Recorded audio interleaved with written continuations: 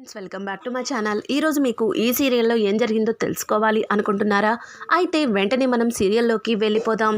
ఇక ధాన్యలక్ష్మి చేసిన గొడవ వల్ల ఒక్కసారిగా సీతారామయ్యకి గుండె నొప్పి మొదలవుతుంది. ఇక వెంటనే అందరూ కూడా సీతారామయ్య దగ్గరికి వస్తారు. సీతారామయ్యని తీసుకుని ఇమీడియట్లీ ప్రకాశం అంబులెన్స్కి ఫోన్ చేసి సీతారామయ్యని తీసుకుని హాస్పిటల్కి అయితే వెళ్ళిపోతారు.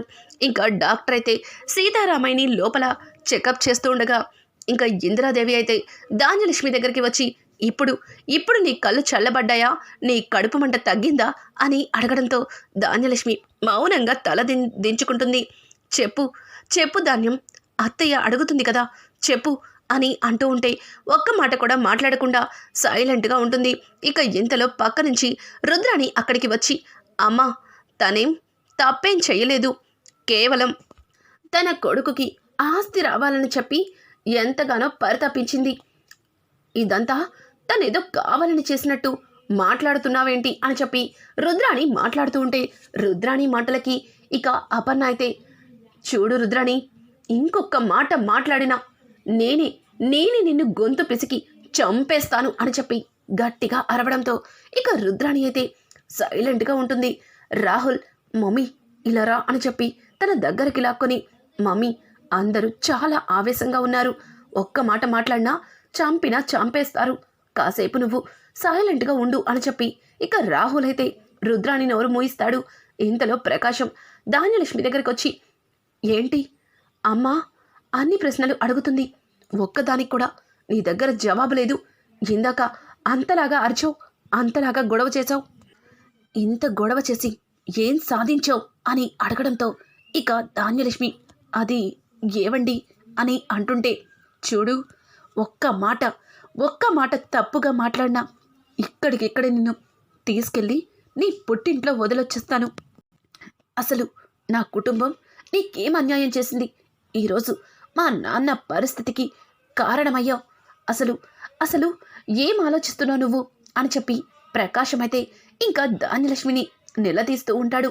ఇంతలో రాజైతే చాలా కంగారుగా, తాతయ్య, బాబాయ్, డాడీ, తాతయ్యకి ఎలా ఉంది అని చెప్పి హాస్పిటల్లో ఇక తాతయ్యని బెడ్ మీద పడుకోబెట్టింది చూస్తాడు. ఒక్కసారిగా తాతయ్య గారిని అట్లాంటి పరిస్థితిలో చూసి రాజ్ కుప్పకూలిపోతాడు. రే రాజ్, ఆగరా, ఆగు, తాతయ్యకి ఏమీ కాదు, నువ్వేం టెన్షన్ పడకు అని అంటూ ఉంటే పక్క నుంచి కావ్య, అవునండి, మీరేం కంగారు పడకండి, తాతయ్య గారికి ఏమీ కాదు, మీరు అనవసరంగా అని చెప్పి భుజం మీద చెయ్యి వేయబోతుంటే, ఏయ్ అని చెప్పి రాజ్ అయితే కావ్య చేతిని ఇదిలించుకుంటాడు. కావ్య వైపు కళ్ళు పెద్దగా చేసి, చూడు, ఇదంతా జరగడానికి కారణం ఒక్కందుకు నువ్వే అని నాకు తెలుసు, ఇలాంటిదేదో జరుగుతుందనే నిన్ను ఆ ఇంటికి తీసుకురాలేదు, కానీ నా మనసులోది ఏమీ అర్థం చేసుకోకుండా మమ్మీకి నీ మాయ మాటలతో ఏం నూరిపోసావో ఇల్లు వదిలి నీ ఇంట్లో కూర్చుంది, ఇప్పుడు తాతయ్య గారి పరిస్థితికి కారణమైపోయావు అని అంటుంటే, రేయ్, నీకేమన్నా పిచ్చి పట్టిందా? అసలు తాతయ్య గారు అట్లాంటి పరిస్థితికి రావడం కారణమేంటో నీకు తెలుసా అని అనడంతో, తెలుసు, పిన్ని ఆస్తిని ముక్కలు చేయమంది, అది తట్టుకోలేక తాతయ్య గారికి గుండె నొప్పొచ్చింది, అదే కదా ఈ కళావతినే కనుక ఆ ఇంట్లో అడుగు పెట్టి ఉండకపోతే పిన్నికి ఇట్లాంటి ఆలోచన వచ్చేది కాదు అని అంటుంటే, ఏం మాట్లాడుతున్నావురా, అసలు తాతయ్య గుండె నొప్పికి కావ్య ఇంట్లో అడుగు పెట్టడానికి కారణమేంటి? అసలు నువ్వు బుద్ధుండే మాట్లాడుతున్నావా? పిచ్చివాడిలాగా పిచ్చివాగుడు వాగుతున్నావేంటి అని చెప్పి అపర్ణ అంటూ ఉంటే, అవును మమ్మీ, అవును, మీరు ఎన్నోసార్లు నన్ను కావ్యని ఎందుకు ఇంటికి తీసుకురావట్లేదని నిలదీశారు, కానీ తనని కనుక నేను ఇంటికి తీసుకొస్తే పిన్ని మనసులో కళ్యాణ్కి ఎక్కడ తక్కువ చేసి ఆస్తిని మేమే అనుభవిస్తున్నామని, మేము సంతోషంగా ఉన్నామని తన మనసుని చెడ్డదారిలో నడిపే రుద్రాణి అత్త ఉన్నంత వరకు ఇట్లాంటి గొడవలు జరుగుతూనే ఉంటాయి. నిదానంగా కళ్యాణ్ని ఇంటికి తీసుకొచ్చిన తర్వాత అప్పుడు ఈ కళావతిని తీసుకురావాలని నిర్ణయించుకున్నాను. అందుకే మీరందరూ ఎన్ని చెప్పినా సరే ఈ కళావతిని తిరిగి ఇంటికి తీసుకురాకూడదు అని చెప్పి నేను నిర్ణయం తీసుకున్నాను. కానీ మీరెవ్వరూ నా మాట వినలేదు. ఈ కళావతిని ఇంటికి తీసుకొచ్చారు. ఇప్పుడు ఏం జరిగింది? తన వల్ల తాతయ్య గారికి ఇట్లాంటి పరిస్థితి వచ్చింది అని అంటూ ఉంటే రుద్రాణి అయితే కరెక్ట్ రాజ్. తను ఏమంటూ ఇంట్లో అడుగుపెట్టిందో ఒక్కసారిగా ఇల్లంతా గందరగోళంగా మారిపోయింది.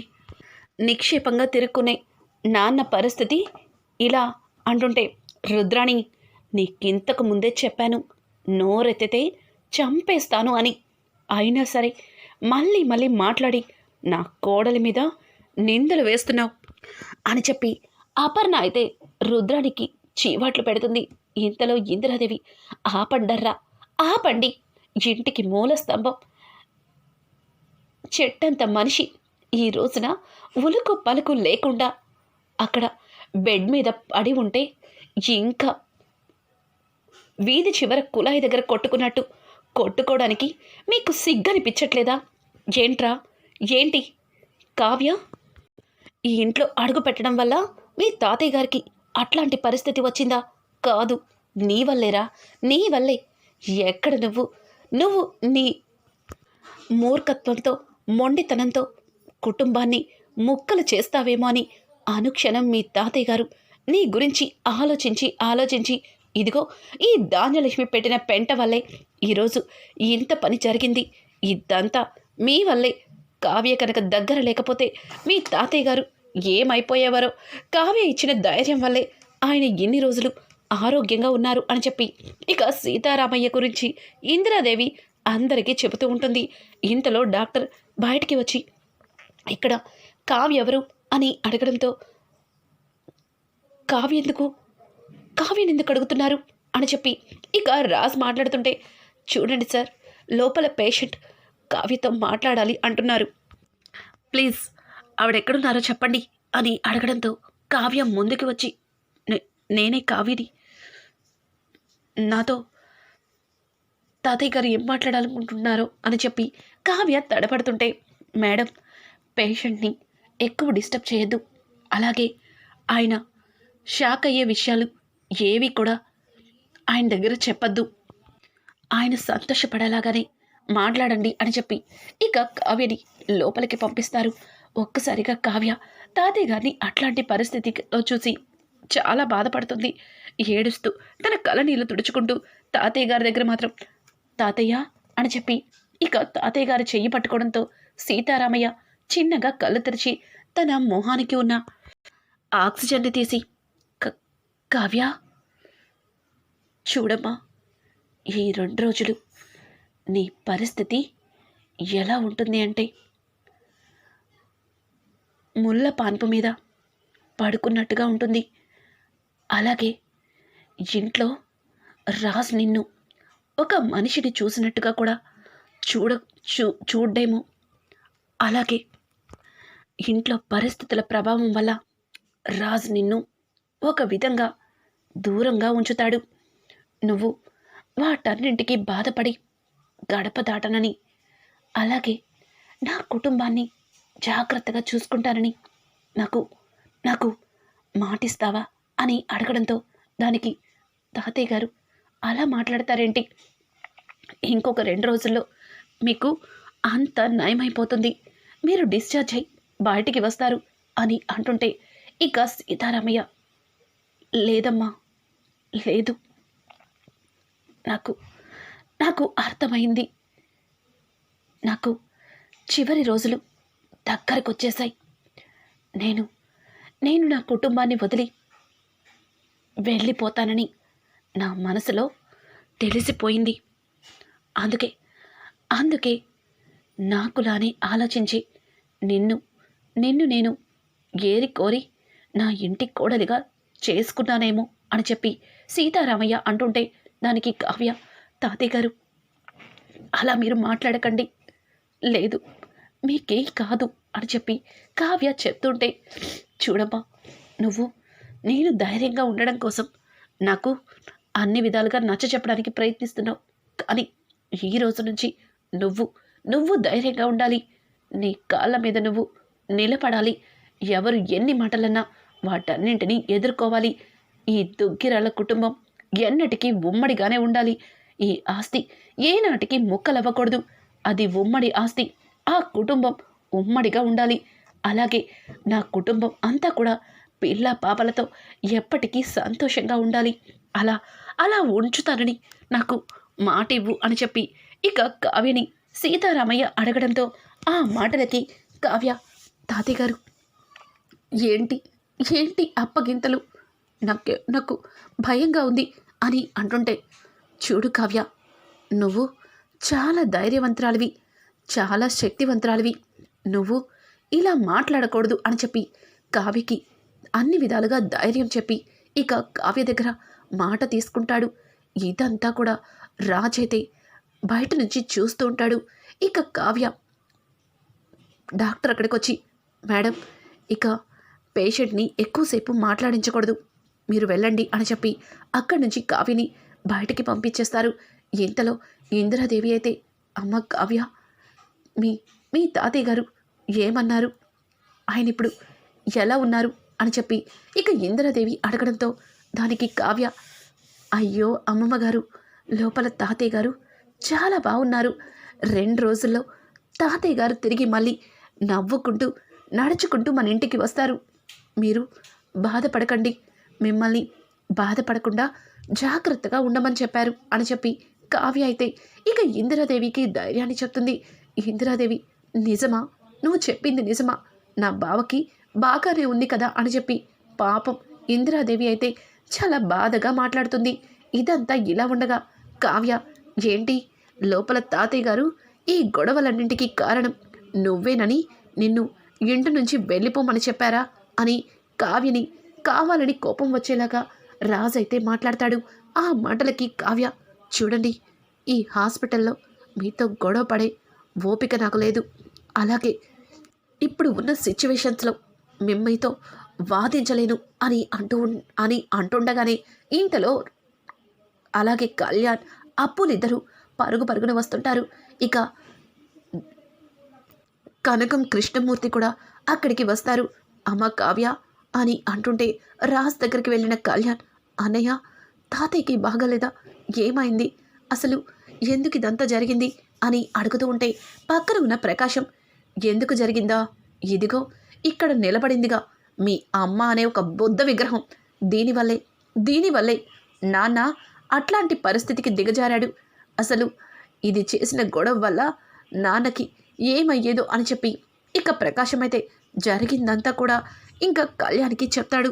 కళ్యాణ్, అమ్మ, నాకు ఆస్తి లేదని, నేను కష్టపడుతున్నానని, నేను ఇబ్బందుల్లో ఉన్నాను, తిండి తిప్పలకి కష్టపడుతున్నానని ఏ రోజన్నా నీ దగ్గర బాధపడ్డానా? ఎందుకమ్మా, ఎందుకు ఇంట్లో ఇట్లాంటి గొడవలు పెడుతున్నావు? నాకు నీ గురించి తెలిసే ఆ ఇంట్లో అడుగు పెట్టనని నా భార్యని తీసుకుని గడప దాటాను. కానీ నువ్వు నా వల్ల ఇంట్లో వాళ్ళకి మనశ్శాంతి లేకుండా చేసి తాతయ్య గారికి చివరికి ఇట్లాంటి పరిస్థితిని తీసుకొస్తావా? అసలు నిన్ను తల్లని చెప్పటానికి కూడా నాకు సిగ్గేస్తుంది. నా నోటితో నిన్ను అమ్మ అని కూడా పిలవాలనిపించట్లేదు అని చెప్పి కళ్యాణ్ అయితే ధాన్యలక్ష్మిని అసహించుకుంటాడు. ధాన్యలక్ష్మి, రే కళ్యాణ్, ఇదంతా నీకోసమే కదరా నేను చేశాను, కానీ ఇలా జరుగుతుందని నేనేమన్నా ఊహించానా అని అంటుంటే, జరుగుతుంది, ఊహించడం ఏంటి, ఇవన్నీ జరగాలనే కదా నువ్వింత గొడవ చేసావు. ఇంత చేస్తే భయపడి నా కొడుక్కి రావాల్సిన ఆస్తిని ముక్కలు చేసి ఇచ్చేస్తారనే కదా ఆ రోజు అంతలాగా రభస చేసావు. మరి ఏం సాధించావమ్మా చెప్పు అని చెప్పి ఇక కళ్యాణ్ అయితే ధాన్యలక్ష్మిని చెడమడ తిట్టేస్తాడు. ఇక ధాన్యలక్ష్మి చాలా బాధపడుతూ అక్కడి నుంచి పక్కకు వెళ్ళి కూర్చుంటుంది. ఇంకా ధాన్యలక్ష్మి దగ్గరికి రుద్రాణి అయితే దొంగచాటుగా వెళ్ళి కూర్చుని, రుద్రాణి, నువ్వు వీళ్ళ మాటలేమీ పట్టించుకోకు, నువ్వు చేసిన గొడవ వల్లే వాళ్ళు చచ్చినట్టు కళ్యాణ్కి ఆస్తి రాసిస్తారు అని అంటూ ఉంటే ఇక ధాన్యలక్ష్మికైతే కోపం కట్టలు తెంచుకొని రుద్రాణి చెంప చెల్లు మనిపిస్తుంది. ఛీ, నోర్మి, ఇదంతా నీ వల్లే చేశాను. నువ్వు చెప్పిన మాటలకి కాస్త కూడా ఆలోచించకుండా ఒక బుద్ధి లేని పని చేసి ఈరోజు మావయ్య గారిని చావు అంచుల దాకా తీసుకెళ్ళాను. ఇదంతా నీ వల్లే. మళ్ళీ అందరి ముందు చెప్పి ఇంకా గొడవ చేయాలని లేక నోరు మూసుకుని ఉన్నాను. ఇంకొక మాట నాకు చెప్పిన అక్క కాదు, నేను నిన్ను చంపేస్తాను అని చెప్పి ఇక ధాన్యలక్ష్మి అయితే రుద్రాని నోరు మూయిస్తుంది. ఒక్కసారిగా రుద్రానికి ఫీజులు ఎగిరిపోతాయి. ఇక రుద్రాని ఏం మాట్లాడక మౌనంగా ఉండిపోతుంది. రానున్న ఎపిసోడ్స్లో తిరిగి మళ్ళీ సీతారామయ్య ప్రాణాలతో తిరిగి ఇంటికి వస్తారా? అలాగే రాజ్ కావ్యని భార్యగా అంగీకరిస్తాడా? ఎంత గొడవ జరిగింది కాబట్టి ధాన్యలక్ష్మిలో మార్పు రాబోతుందా? ఇక కళ్యాణ్ అప్పులిద్దరూ తిరిగి మళ్ళీ దుగ్గిరాల ఇంట్లో అడుగు పెడుతున్నారా? ఇట్లాంటి లేటెస్ట్ ఎపిసోడ్స్ మీకు మరిన్ని కావాలి అనుకుంటే మా ఛానల్ని సబ్స్క్రైబ్ చేసుకోవడం మాత్రం మర్చిపోకండి. Thanks for watching. Friends, welcome back to my channel. ఈరోజు మీకు